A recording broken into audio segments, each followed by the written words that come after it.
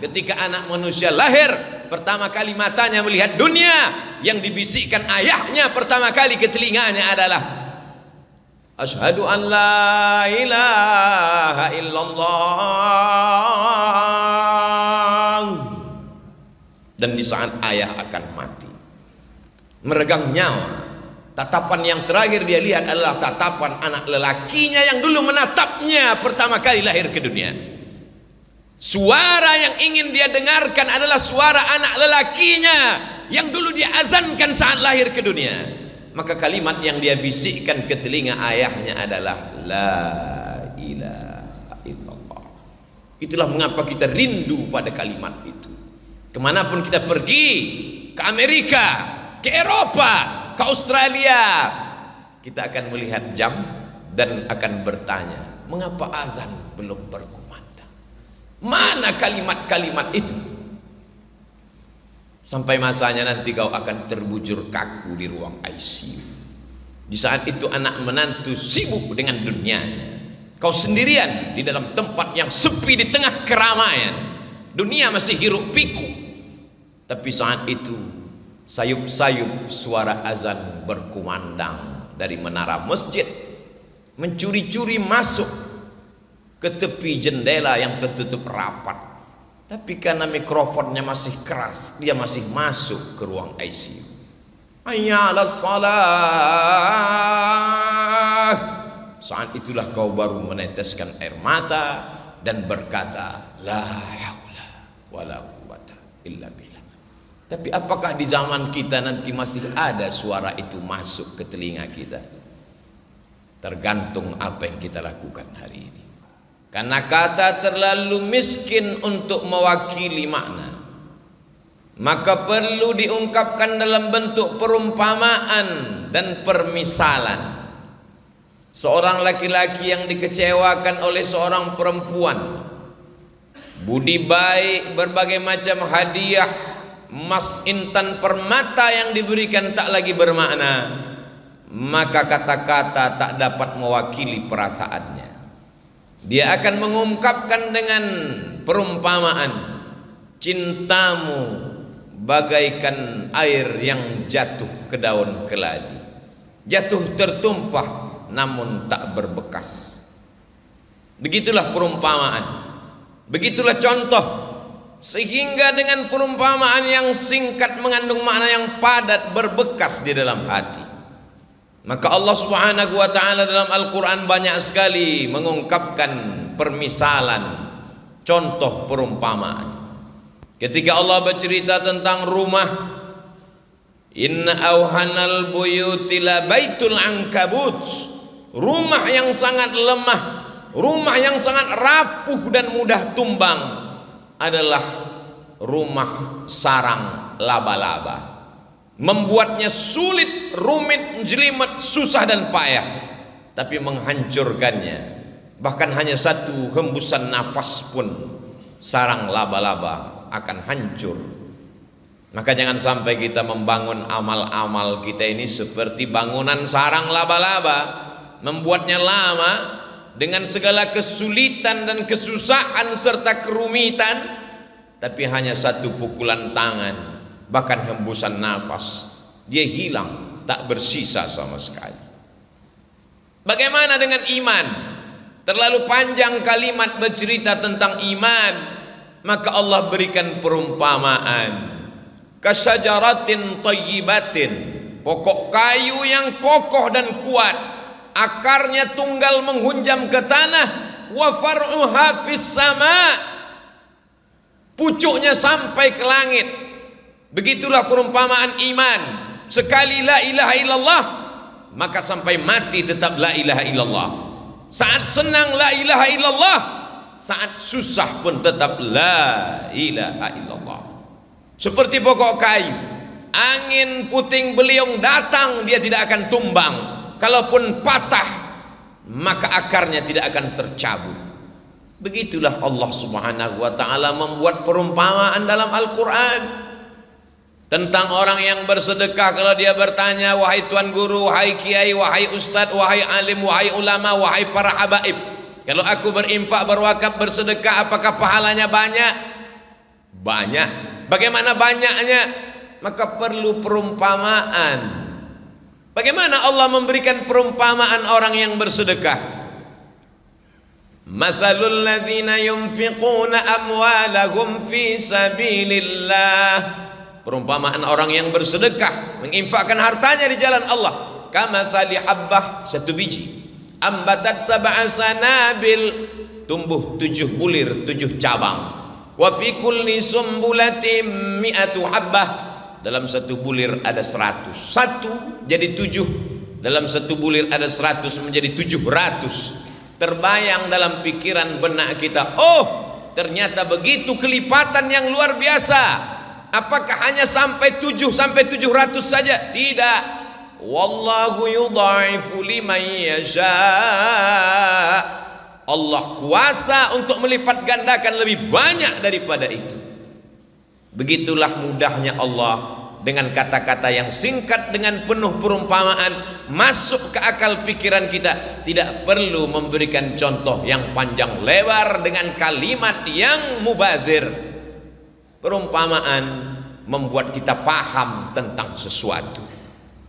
Ada seorang laki-laki namanya Bal'am, ilmunya hebat, otaknya cerdas, tapi dia gunakan ilmunya itu untuk mengejar dunia.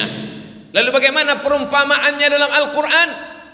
Walau syi'na la rafa'nahu biha.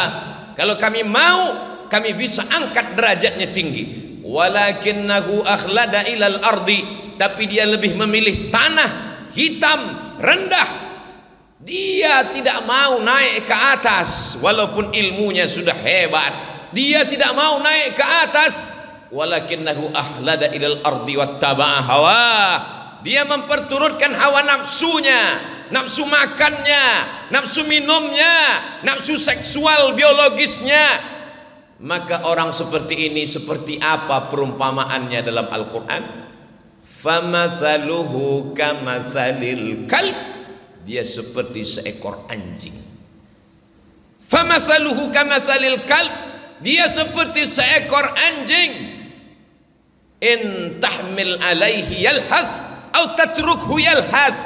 Andai kau lempar dia dengan kayu dan batu, dia tetap menjulurkan lidahnya.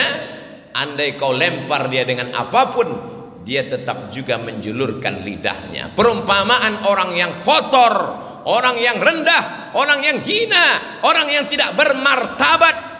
Hewan yang dipilih Allah bukan babi, tapi yang dipilih adalah anjing. Kenapa? Rahasia Allah subhanahu wa ta'ala. Maka dia disebut dengan hewan najis mughalladhah. Kita tidak boleh makan kucing karena kucing haram. Tapi kalau ada kucing yang menjilat air minum, maka air minum itu tidak berubah menjadi najis. Andai ada seekor kucing menjilat kaki kita, maka kita tidak perlu menyiramnya dengan air sampai 7 kali. Tapi anjing, apa kata Nabi SAW? Idza walagal kalbu, kalau ada seekor anjing walagha, menjulurkan lidahnya, fi ina'i ahadikum, di dalam bejana tempat air minum kamu, fa ahriquhu, tumpahkan, buang semuanya. Setelah airnya tumpah, bejana tempat air minum, baskom, ember mesti dicuci 7 kali. Dan salah satu dari air itu mesti dicampur dengan air tanah. Orang-orang yang tidak mengerti ajaran Islam mengatakan agama Islam agama primitif, agama ketinggalan zaman. Sudah ada sampo dan deterjen, sabun, kenapa masih pakai tanah? Kenapa mesti dibasuh, dicuci dengan air yang bercampur tanah? Tidak cukupkah berbagai macam alat modern? Ternyata ada yang tidak tertangkap oleh akal manusia. Ada bakteri di dalam tanah yang tidak mati oleh 100 derajat Celcius air panas mendidih. Ada bakteri di dalam tanah yang tidak akan mati oleh deterjen dan sabun. Lalu bagaimana membunuh bakteri, kuman, virus yang ada pada tubuh air liur anjing? Dia hanya akan mati dengan bakteri yang ada di dalam tanah. Bakteri memakan bakteri, kuman memakan kuman. Maka bagi yang mereka mengerti tentang teori vaksin, memasukkan virus jinak ke dalam tubuh untuk melawan virus yang dahsyat. Sesungguhnya di dalam tanah itu ada virus bakteri yang akan melawan bakteri yang ada di dalam air liur anjing. Itu hanya dapat dipahami oleh manusia yang takut kepada Allah Subhanahu wa ta'ala. Tapi ada kalanya Allah Subhanahu wa ta'ala menyebut anjing dalam satu ayat surat Al-Kahfi yang dibaca pada hari Jumat, siang Jumat, petang Jumat. Yang sudah membaca surat Al-Kahfi hari ini alhamdulillah. Yang belum membaca selesai sholat Jumat segera dibaca sampai nanti petang asar, ba'da asar hari Jumat, waktu mustajab berkabulnya doa. Jangan sampai tenggelam matahari Jumat kita belum membaca surat Al-Kahfi. Dalam surat Al-Kahfi ayat 22 berulang kali Allah menyebut makhluk ini. Mereka mengatakan 3, padahal ada yang keempat anjingnya. Mereka mengatakan 4, padahal ada yang kelima. 5, ada yang ke-6. Mereka mengatakan 7, yang ke-8 adalah anjingnya. Mengapa makhluk yang hina, yang rendah ini disebutkan Allah berkali-kali dalam satu ayat, dalam satu surat? Bukankah dia makhluk yang najis berat? Bukan dia makhluk hina dalam ayat lain? Allah ingin menunjukkan walaupun seekor anjing, tapi kalau dia mengawal Ashabul Kahfi, anak-anak muda yang memperjuangkan agama Allah, diangkat Allah derajatnya. Begitulah Allah Subhanahu wa ta'ala memberikan permisalan, contoh dan perumpamaan. Pemilihan itu bukan akal manusia, bukan kata-kata Nabi Muhammad sallallahu alaihi wasallam. Wa ma yantiqu 'anil hawa, dia tidak mengikuti hawa nafsunya. In huwa illa wahyun yuha, melainkan wahyu dari Allah Subhanahu wa ta'ala. Dimanapun umat Islam sampai, maka yang pertama kalimat keluar dari mulutnya adalah Allahu Akbar, Allahu Akbar. Begitu seorang sahabat Nabi, panglima besar perang, jenderal bintang 5 bernama Amr bin As sampai ke Mesir, maka dia membangun Masjid Amr bin As. Setelah masjid dibangun, kalimat pertama yang berkumandang di Afrika Utara, negeri tertua penuh dengan peradaban, tempat Fir'aun berkuasa, hari itu kalimat yang berkumandang menggelegar di atas bumi Afrika, Allahu Akbar. Setelah nama Allah, maka nama Nabi yang paling mulia. Tidak ada alam semesta kalau tidak ada dia, tidak ada surga, tidak ada aras kalau bukan karena dia. Maka kalimat yang paling tinggi setelah Allah, asyhadu anna Muhammadan Rasulullah. Tidak ada yang lebih hebat daripada itu. Kalimat yang paling tinggi adalah seruan azan. Binatang yang paling rendah, paling hina, paling kotor, paling najis adalah anjing. Lalu bagaimana mungkin bisa tersilap dan tersalah mengumpamakan azan dengan anjing? Maka sesuatu yang tidak mungkin masuk di akal manusia. Itulah mengapa sebelum melangkah kaki kita katakan bismillahi tawakkaltu 'ala Allah, la haula wala quwata illa billah. Dari bumi Lancang Kuning aku akan pergi ke bumi Pasundan. Aku akan menemui saudara-saudaraku sebangsa setanah air. Kulangkahkan kakiku atas namamu ya Allah. Yang akan kusampaikan adalah kalammu ya Allah. Yang akan kuceritakan adalah sabda Rasulmu ya Allah. Jangan sampai aku salah ucap, salah kata. Kita selalu berdoa meminta bimbingan Allah. Sampai-sampai sebelum membaca Al-Quran pun tetap dikatakan, fa idza qara'tal Qur'an, kalau kau mau baca Quran, fasta'idz billah, minta lindung kepada Allah. Supaya apa?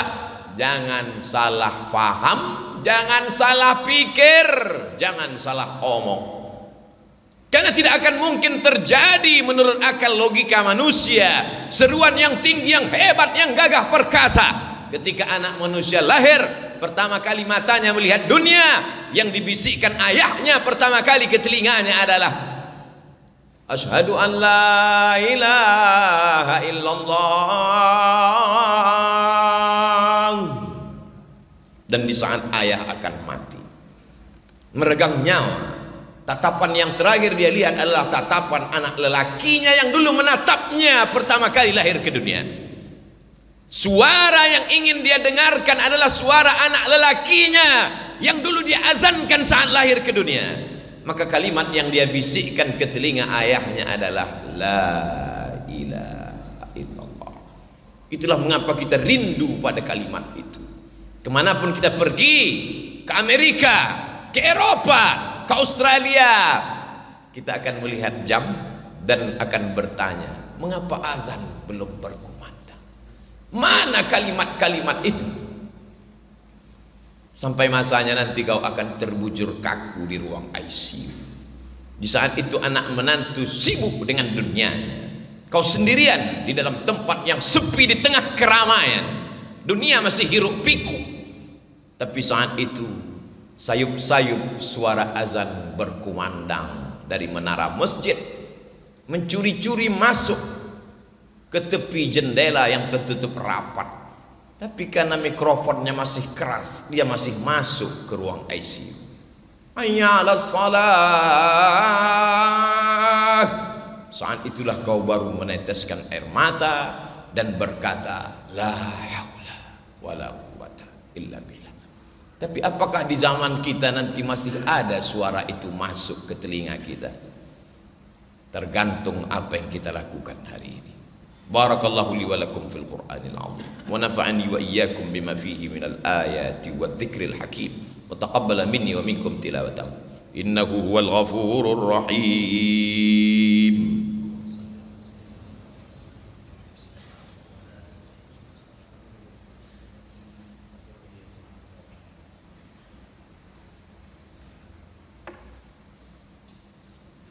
Alhamdulillahilladzi bi ni'matihi tatimmu shalihat wassalatu wassalamu ala sayyidis sadat wa ala alihi wa ashabihi ahli al-fadaili wal karamat. Asyhadu an la ilaha illallah wahdahu la syarika lah wa asyhadu anna sayyidana Muhammadan abduhu wa rasuluh wa safiyuhu min khalqihi wa khaliluh addal amanah wa ballagha ar-risalah wa nasaha lil ummah wa tarakana 'alal mahajjatil bayda ليلها كنهارها لا يزيغ عنها إلا هالك.